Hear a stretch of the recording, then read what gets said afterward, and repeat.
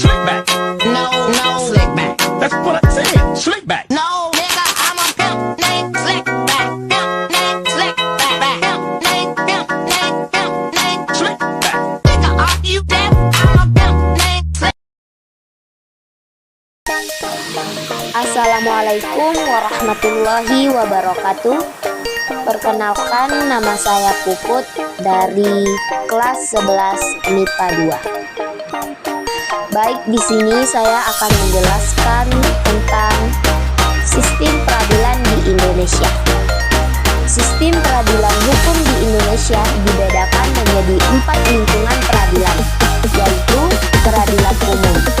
Peradilan umum adalah lingkungan peradilan di bawah Mahkamah Agung yang menjalankan kekuasaan kehakiman bagi rakyat pencari keadilan pada umumnya.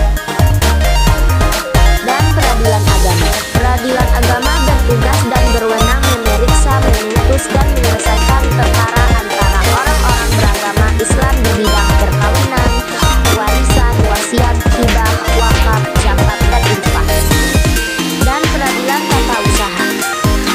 Peradilan tata usaha negara bertugas dan berwenang memeriksa, memutus, dan menyelesaikan sengketa tata usaha negara di tingkat pertama.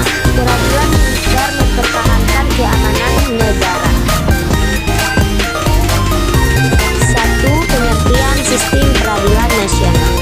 Sistem peradilan nasional keseluruhan komponen peradilan nasional yang meliputi pihak-pihak dalam proses peradilan, hierarki kelembagaan peradilan ataupun aspek-aspek yang bersifat prosedural dan saling berkaitan sedemikian rupa sehingga terwujudnya keadilan hukum.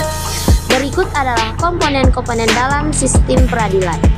1. Materi hukum. Hukum mengandung beberapa unsur yakni peraturan mengenai tingkah laku manusia dalam pergaulan masyarakat. Peraturan itu dibentuk oleh badan-badan resmi yang berwajib dan berwenang. 2. Prosedur peradilan yang bersifat prosedural merupakan proses pengajuan perkara mulai dari penyelidikan, penuntutan sampai pada pemeriksaan di sidang pengadilan. Budaya hukum hierarki kelembagaan peradilan.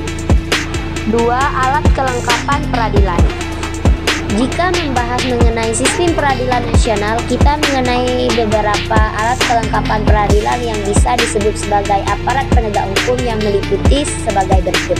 1. Kepolisian yang bertugas memelihara keamanan dan ketertiban masyarakat. 2. Kejaksaan yang bertugas melakukan penuntutan.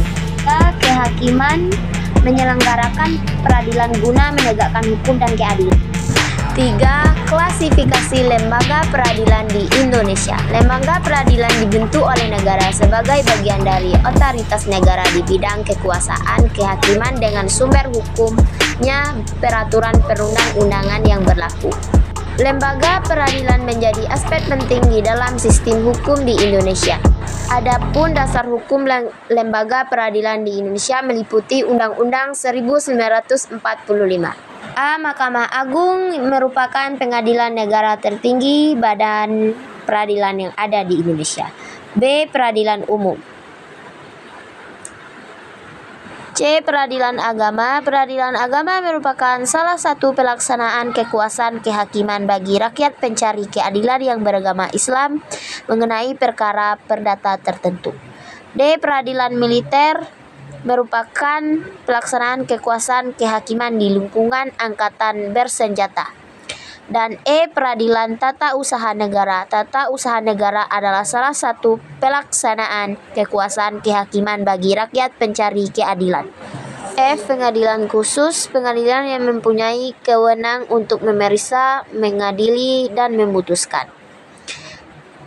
G. Mahkamah Konstitusi adalah salah satu lembaga yang melakukan kekuasaan kehakiman yang merdeka untuk menyelenggarakan peradilan guna menegakkan hukum dan keadilan. H. Komisi Yudisial adalah lembaga negara yang dibentuk berdasarkan Undang-Undang Dasar Negara Republik Indonesia.